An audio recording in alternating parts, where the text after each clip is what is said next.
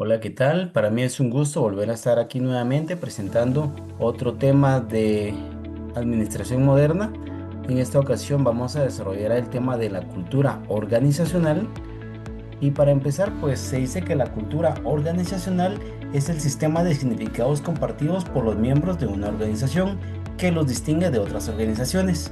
No es algo que se pueda tocar, por tanto no es algo tangible, sino más que todo es una percepción común que influye en cómo las personas interactúan y cómo ejecutan tareas dentro de una organización. Para esta presentación vamos a analizar a dos personas. Principalmente vamos a empezar con Geert Hofstede. Vamos a conocer un poquito más de él. Se dice que es el pionero que decidió medir la cultura con números. Su enfoque es más estadístico y estructural. Para él, pues la cultura es como una programación mental que separa a los miembros de un grupo de otro grupo. Hofstede desarrolló su modelo analizando a empleados de IBM en más de 70 países, identificando dimensiones que todavía hoy son el estándar de oro en la psicología transcultural y los negocios internacionales. Y por otro lado tenemos a Alfonso Trompenaars, o más conocido como Fons Trompenaars. Trompenaars no ve el mundo como una serie de reglas fijas, sino como un conjunto de dilemas. Para él, la cultura no es algo que se deba corregir, sino algo que se deba reconciliar. Su pensamiento circular, a diferencia de otros teóricos que dicen esta cultura es X y esta otra es Y, pues Trompenaars cree que el éxito en los negocios y en la vida ocurre cuando logramos unir ambos extremos. Por ejemplo, cuando somos individualistas para innovar, pero colectivistas para ejecutar tareas, refiriéndose al tema organizacional. Y la cultura como solución, su premisa básica es que la cultura es la manera en que un grupo de personas resuelve problemas. Si alguien llega tarde en una cultura sincrónica, no es por falta de respeto, sino porque priorizó una relación humana sobre el reloj o sobre el tiempo. Y su enfoque en la diversidad está basado en un pensamiento que se aleja del juicio. En lugar de decir esto es ineficiente, se debe preguntar qué valores están protegiendo con este comportamiento. Para ir un poquito más en orden, ahora sí regresemos a las 6 dimensiones de Hofstede. Como número uno tenemos la distancia de poder o PDI. Esta mide cuánto aceptan los miembros menos poderosos de una sociedad que el poder esté distribuido de manera desigual. Una distancia de poder alto, se respeta la jerarquía, el jefe es una figura de autoridad incuestionable, por ejemplo, México y la India. Y una distancia de poder bajo es donde se busca la igualdad. Los subordinados esperan ser consultados y los jefes son accesibles. Por ejemplo, la temática de Dinamarca e Israel. En el tema 2 tenemos el individualismo versus el colectivismo, donde se dice que el individualismo es el lazo entre individuos de laxo. Se espera que cada uno cuide de sí mismo y de su familia nuclear. Se valora el yo. No tanto si en el colectivismo, donde las personas están integradas en grupos fuertes y cohesivos, o sea, familias extendidas y clanes que las protegen a cambio de lealtad incondicional. Se valora el nosotros. La tercera dimensión es la masculinidad versus la feminidad. La masculinidad, pues se dice que la sociedad se orienta al éxito, la competencia, la asertividad y la recompensa material. Y la feminidad se orienta más a la cooperación, la modestia, el cuidado de los débiles y la calidad de vida. Tenemos la cuarta, que es la evasión de la incertidumbre, que se dice que mide qué tan cómoda se siente una sociedad con la ambigüedad y lo desconocido. Y una evasión de incertidumbre alto, se necesitan reglas estrictas, leyes y códigos de conducta para evitar los riesgos. Hay mucha ansiedad ante el cambio, por ejemplo, lo que se está dando entre Grecia y Japón.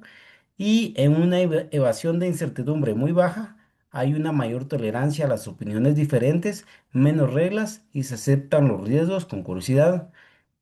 En la quinta tenemos la orientación a largo plazo versus la orientación a corto plazo. A largo plazo se valora el ahorro, la perseverancia y la adaptación a las circunstancias cambiantes para obtener resultados futuros. Y a corto plazo se respeta la tradición, se cumple con las obligaciones sociales actuales y se busca la gratificación inmediata. La número 6 es la indulgencia versus la restricción, siendo la indulgencia la que en sociedades que permiten la gratificación libre de deseos humanos básicos relacionados con disfrutar de la vida.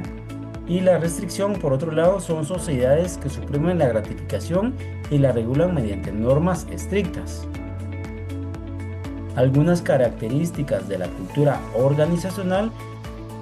Más que todo existen 6 características principales que al ser mezcladas definen la esencia de una organización, siendo una de ellas la regularidad de comportamientos. Los miembros utilizan un lenguaje común y rituales específicos. En sus normas, los patrones de comportamientos que incluyen guías sobre cuánto trabajar y cómo relacionarse, y en valores dominantes, los principios de la organización defienden por encima de todo como la calidad del producto o el bajo ausentismo. En cuestión de filosofía, sus políticas establecen las creencias sobre cómo tratar a empleados y clientes. En cuestión de reglas, se guían en base a guías estrictas para llevarse bien en la organización. Acá incluso en una organización podemos incluir los manuales de procedimientos, los manuales de cómo debe comportarse un empleado, ¿verdad?